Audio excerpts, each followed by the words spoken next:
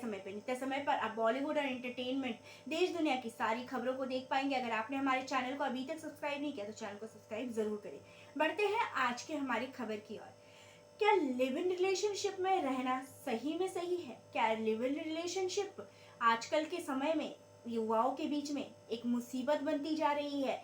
क्या बिना शादी के एक लड़के लड़की को साथ रहने का अधिकार है? और क्या ये फैसला उनके लिए सही है? जी हाँ, ये सवाल आजकल बहुत ज़्यादा उठ रहा है और तब से उठ रहा है जब से श्रद्धा और आफताब जैसा केस हमारे भारत में हुआ है। जी हाँ, आपको बता दूं कि श्रद्धा और आफताब भी एक साथ लिव इन रिलेशनशिप में रहते थे। माँ बाप से लड़के झगड़ा करके जो श्रद्धा है वो लिव इन रिलेशनशिप में आफताब के साथ रहती थी।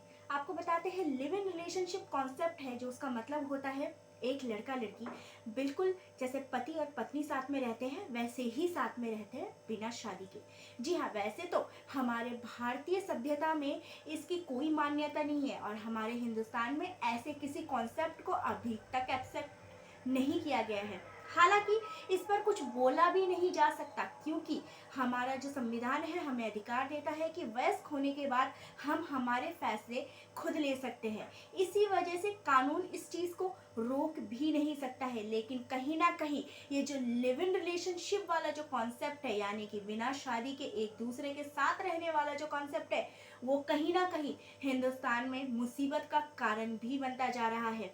ये अभी की बात नहीं है, बहुत समय से ऐसा देखा जा रहा है कि हिंदुस्तान में जो लड़के लड़की है, जो यूथ है, वो लिव इन रिलेशनशिप के कॉन्सेप्ट को बहुत ही ज़्यादा अपनाए हुए हैं। जी हाँ, माता पिता से दूर रहकर एक दूसरे के साथ रहना, और काफ़ी बार तो ऐसा होता है कि माता पिता को भी नहीं पता होता है कि जो उनके जो बच्चे हैं वो जिनके साथ रह रहे हैं वो इंसान कैसा है, उनके साथ सेफ है कि नहीं है। जिस वजह से काफ़ी बार ऐसी दुर्घटनाएं हो जाती है जो कि नहीं होनी चाहिए। आपको बता दूं कि आधे से ज़्यादा जो यूथ है वो अपने पेरेंट्स पर वयस्क होने के बाद भी डिपेंडेंट होती है, जिस वजह से कहीं ना कहीं जो ये लिव इन वाला जो कॉन्सेप्ट है वो गड़बड़ा जाता है। क्योंकि वेस्टर्न कल्चर में वयस्क होने से पहले और वयस्क होने के बाद से ही जो बच्चे हैं वो माता पिता से, जो माता पिता पर जो इंडिपेंडेंस जो उनका होता है वो खत्म हो जाता है, वो सेल्फ डिपेंडेंट हो जाते हैं। लेकिन हमारे हिंदुस्तान में ऐसा नहीं होता।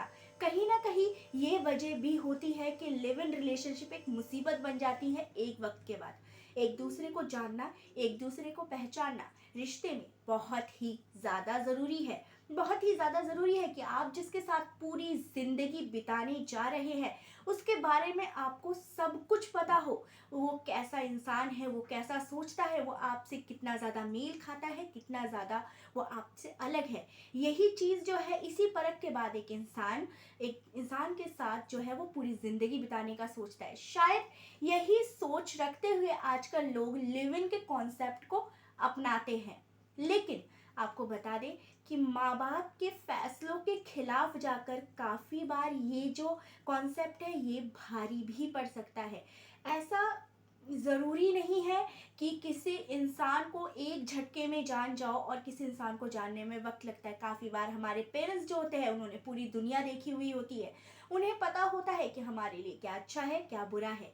लेकिन काफ़ी बार हम उस यूथ में होते हैं, उस उम्र में होते हैं कि हमें इस बात की समझ ही नहीं होती है और हम कुछ ऐसा कदम उठा लेते हैं जो कि आजकल श्रद्धा और आफताब जैसे काफ़ी केसेस, जो मेन रीज़न यही है कि श्रद्धा और आफताब जैसे काफ़ी केसेस बन जाते हैं क्योंकि जो बच्चे होते हैं वो नादानी में अपने माँ बाप से संपर्क तक तोड़ लेते हैं। और यहाँ पे काफ़ी बार माँ बाप का भी ये दायित्व बन जाता है कि उनके बच्चे नादान होते हैं, उनकी तरह उन्होंने पूरी दुनिया नहीं देखी हुई होती है।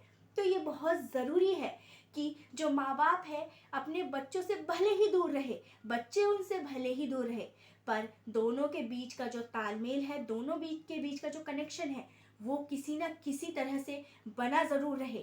हमेशा ये खबर रहनी चाहिए कि अगर बच्चा किसी के साथ है भी तो वो कैसा इंसान है और उसके साथ वो सेफ है कि नहीं। ये बहुत ही ज़्यादा ज़रूरी है और कहीं ना कहीं माता पिता का दायित्व भी बन जाता है। जब एक बच्चा अपने माँ बाप के खिलाफ कोई कदम उठाता है तो अक्सर माँ बाप उससे रूठ जाते हैं, अक्सर माँ बाप उनसे संपर्क तोड़ लेते हैं या दुखी हो जाते हैं। लेकिन वो भूल जाते हैं कि उनके जो बच्चे हैं वो अभी उस एज में या उस पड़ाव में नहीं है जहाँ उन्होंने पूरी दुनिया देखी हुई होती है। इसलिए ये तो नहीं कह सकते कि लिव इन का कॉन्सेप्ट सही है या खराब है। यूथ की नज़र से देखा जाए तो लिव इन का जो कॉन्सेप्ट है उनके लिए सही होगा, क्योंकि इसमें एक दूसरे को जानने का मौका मिलता है, एक दूसरे को समझने का मौका मिलता है, और जब एक दूसरे से नहीं बनती तो अलग अलग रास्ते भी अपना लिए जाते हैं। और काफ़ी बार ये लिव इन का जो कॉन्सेप्ट है वो, अगर एक सामने वाला इंसान बहुत ही ज़्यादा ख़राब हो तो दूसरे इंसान के लिए मुसीबत का और काफ़ी बार जान जाने का कारण भी बन जाता है। इसीलिए ये हमारे हाथ में है कि हम जिस इंसान के साथ रहने का सोच रहे हैं, क्या वो इंसान हमारे लिए सही है, क्या वो इंसान हमारे लायक है, क्या वो इंसान, सबसे बड़ी बात, अच्छा इंसान है कि नहीं, उसके अंदर इंसानियत है कि नहीं, ये परखना ही काफ़ी होता है एक इंसान को समझने के लिए। इसके अलावा आपको हमारा ये कॉन्सेप्ट कैसा लगा, हमें लाइक, शेयर और कमेंट करके ज़रूर बताइएगा। धन्यवाद।